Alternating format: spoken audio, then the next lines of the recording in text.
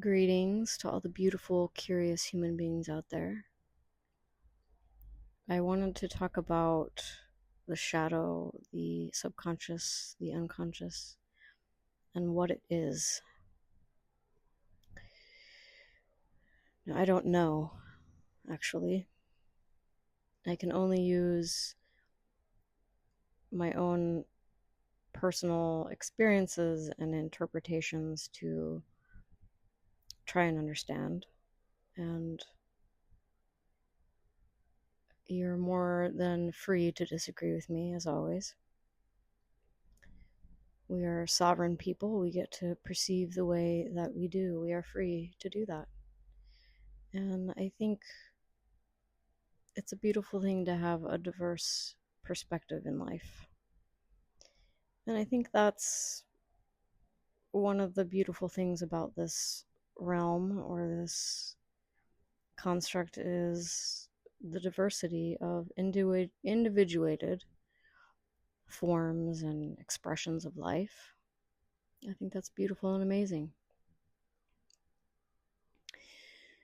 And I am frankly suspicious of anyone who would try to assert that they know what it is. We can access it and figure out what's in it, on it, but what it actually is, I don't know. The conceptual understanding that I've come up with, though, is that it is something like an energetic storage bank, kind of like a hard drive on a computer. And it's filled with files of energetic information, and past memories and emotions and nervous system states and our power, our personal power, qualities that we've rejected and disowned, concepts, all the information that we need to create meaning and project a subjective reality onto what seems to be a base construct or experience that we are having. And so I kind of experience it like an energetic space that holds or stores this information. And the route that I have been guided to access it is through my body, through sensations in my body that feel like the following: heaviness, tightness, contraction, electricity, hunger pains, headache, fatigue, um, internal bracing, pulling, holding, these physiological, energetic patterns that can be felt into, and when entered into a relationship, a curious relationship with these sensations, asking them questions and aligning with them in a very intimate way, I can access what information is in the subconscious, the shadow. A lot of surprising stuff I have found on there. Horrifying, beautiful. But because my history of trauma, there's been a lot of repressed emotions and a lot of different parts or fragmentations of the psyche that hold a lot of pain and really damaging perspectives. And all of this information can be neutralized or released from the system.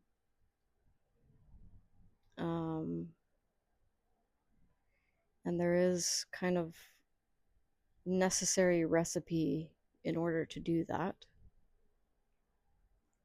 First, we need attention and curiosity. And the kind of curiosity that a lot of us lost in childhood. I lost it in childhood. I remember adults being annoyed at questions I would ask, and I kind of suppressed curiosity for a long time. And I don't know about you guys, but I remember stifling curiosity or containing it, holding it back, feeling like I was a burden or annoying or something like that. And also, I caught on to this thing, this social thing. Part of our social programming is this fear of not knowing or the need to know. And I recognize that in myself as well as other people. And I remember quite many times interactions with people where it was almost like a shaming that I didn't know something. Like, oh, you didn't know that. Or these questions that conveyed that I should know something. And so the curiosity is more of a maybe I don't know. Maybe I don't know anything. Maybe I've been pretending to know, or maybe I've needed to know in order to meet some need or feel smart enough or good enough or worthy enough, or to retain some sense of control. Living amongst a culture of lies. And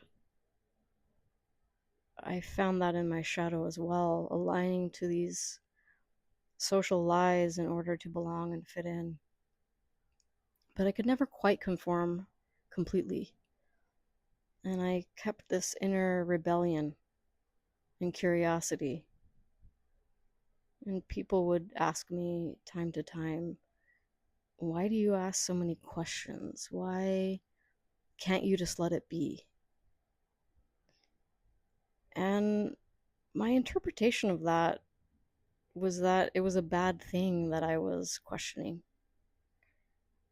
And I held on to that and suppressed my curiosity for a long time. But now it's come back online and I can access it anytime I want. So we need attention, we need curiosity, and just slowly allowing ourselves to feel okay with not knowing. And we need compassion, because a lot of things you will meet in the shadow are shameful or feel really disturbing or overwhelming or foreign or unnatural, and we tend to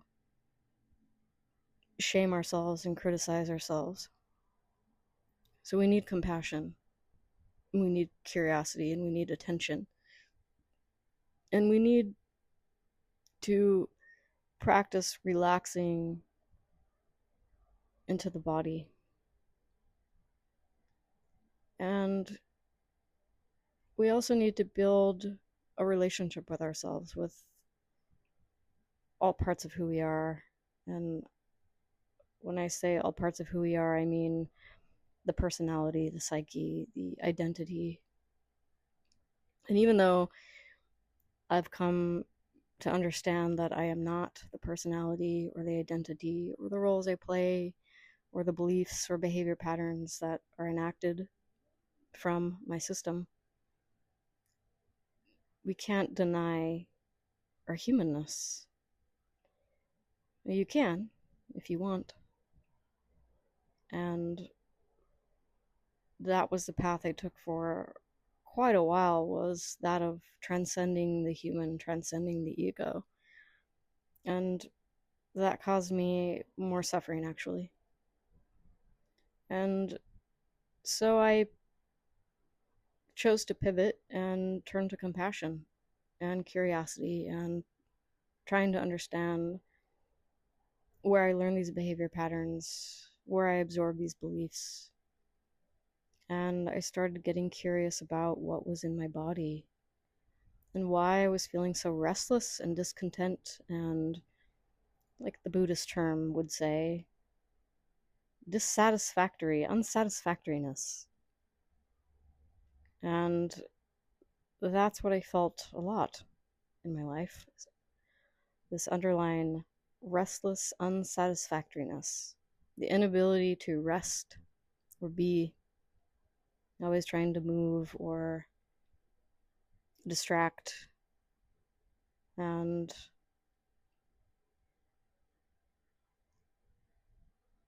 so these are the ingredients to access the shadow through the body. There's other ways to access the shadow, for sure, and I don't discredit any of them. I think we all have a certain path to healing or awakening or realizing the deeper, more fundamental natural self. But for me, the body has been my teacher, and it has been such a patient and assertive teacher. And I'm very grateful for its intelligence and all that it has allowed me to discover. So, the only thing I can really talk to from personal experience is accessing the shadow through the body, somatic shadow work. And those are the ingredients that are needed. And I've encountered some very difficult and overwhelming things in my shadow that emanate or merge into my body through the nervous system. And we are energetic beings. And somebody once said that we are the sensory organs of life, individuated sensory organs. And we are experiencing those sensory organs as a human. And feeling, although our indoctrination would have us believe that feeling is not that important, feeling is actually very important. Feeling is how we feel connected and how we feel love and how we feel peace and how we access our internal guidance system, our inner wisdom. And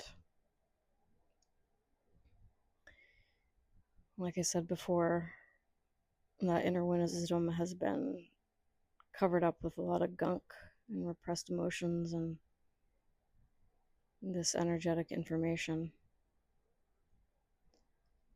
So all I can do is use a metaphor about the shadow. I don't actually know what it is. And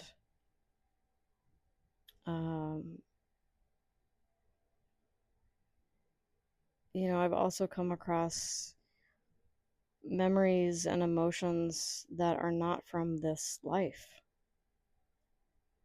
And I don't know, of course. I guess some people would categorize that as past life memories or something. But I don't know. I don't know if it's just memories from the quantum field or memories from the field of everything, or if I'm some kind of soul essence that has lived many times. I don't know. But I think what's important, however people conceptualize it, is that we learn how to soften into feeling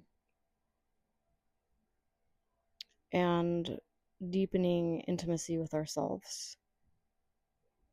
And in turn, we can deepen in intimacy with others. And when we cultivate a loving relationship with ourselves, all the aspects and parts of ourselves, that emanates into our relationships. And if you look around the world, and by the world I mean human beings and collectives of human beings and communities of human beings and the systems, they are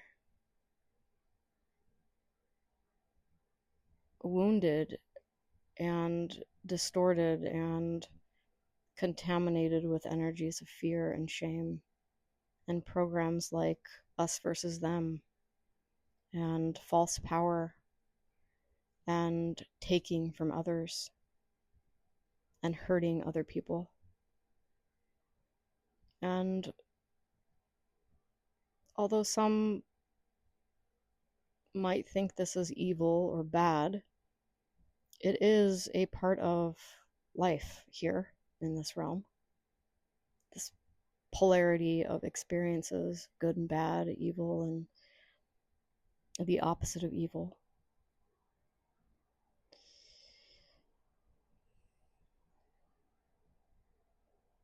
And largely, I think people behave this way because they are contaminated with this energetic information, these concepts, these repressed emotions, and infected with powerlessness, which drives the power over others, scarcity, which drives taking from others, which drives behaviors of war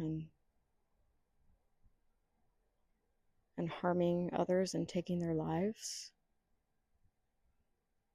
the false geographical borders and the separation of people. And I guess the way I view it is when we can come into wholeness within ourselves and defrag, deprogram our systems, neutralize this energetic programming, and release these traumas and emotions,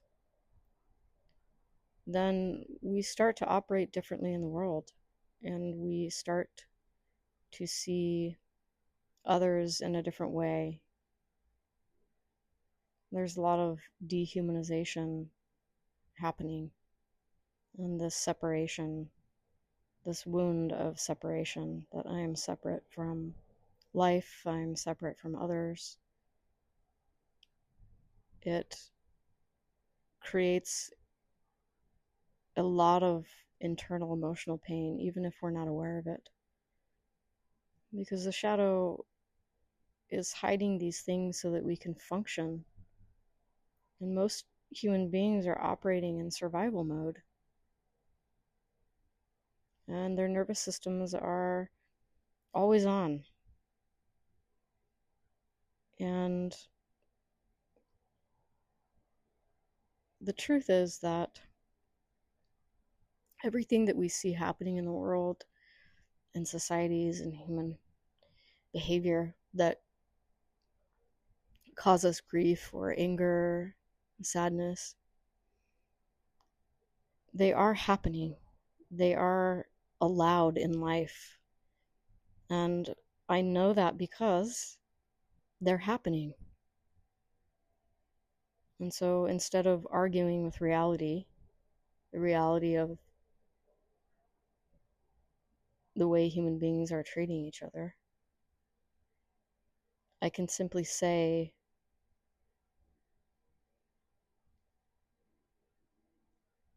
it doesn't resonate with me and I wish it were different, but it is happening. The divisiveness in the politics and the us versus them in so many different areas, the pitting each other against one another.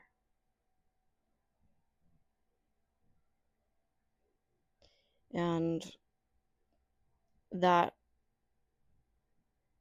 hurts my heart, and that's the truth. And I wish it was different, but that's what's happening. And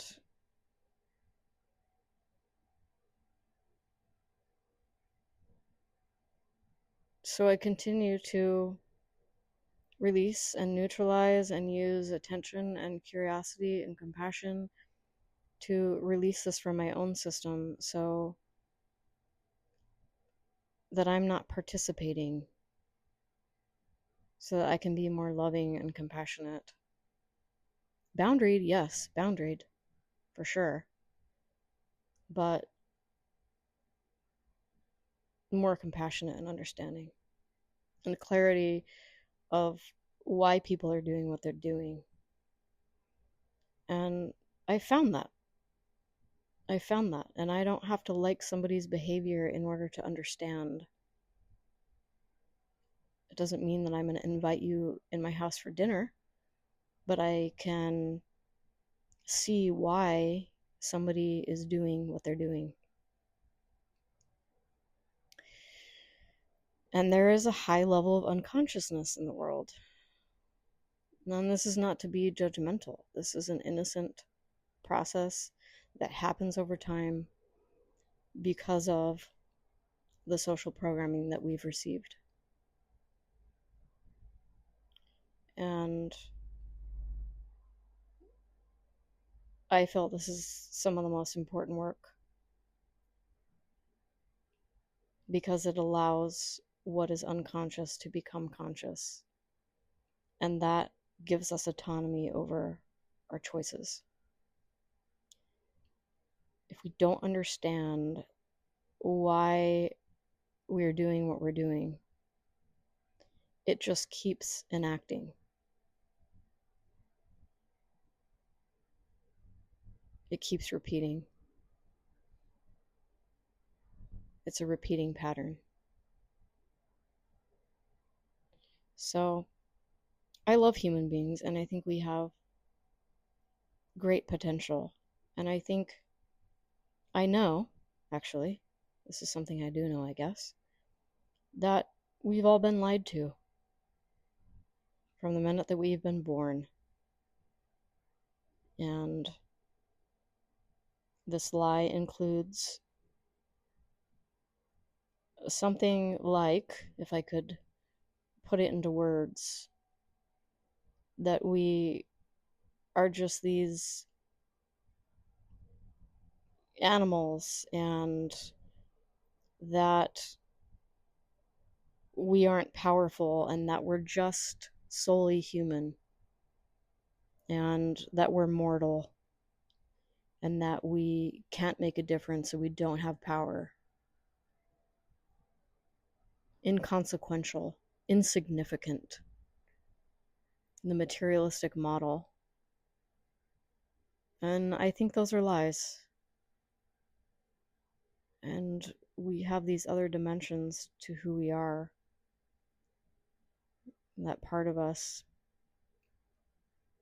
And this isn't just in spiritual terminology, whatever spiritual means, but also in psychological modalities like ACT model. They use the term self as context.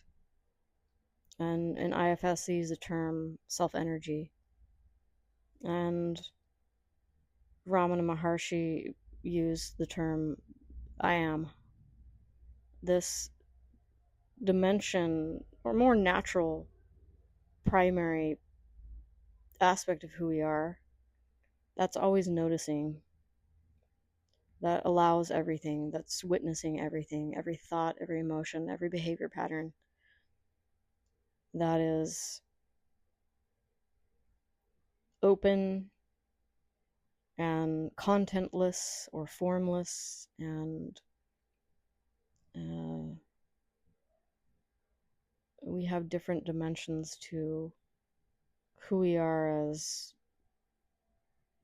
expressions of life, and that includes our humanness. So that's my rant, or my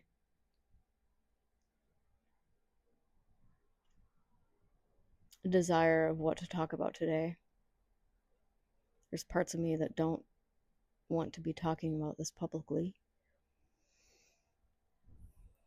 Parts of me that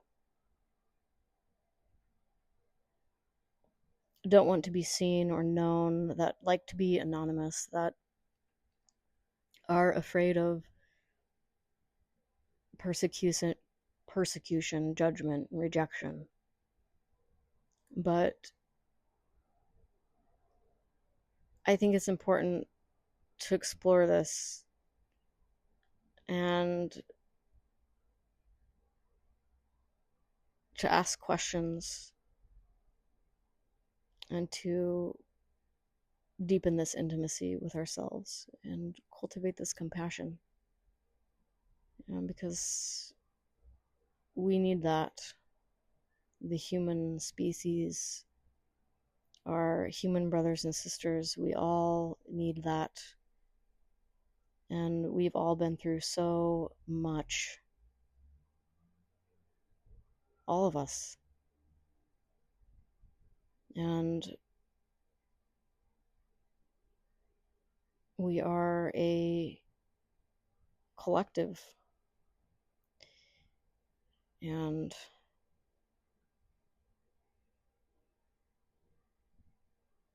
even if I don't want to speak out,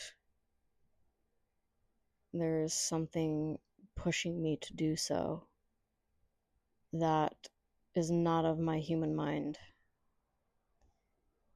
And so I will oblige until it passes and something changes. Because the experience in this realm or construct or reality is impermanent. So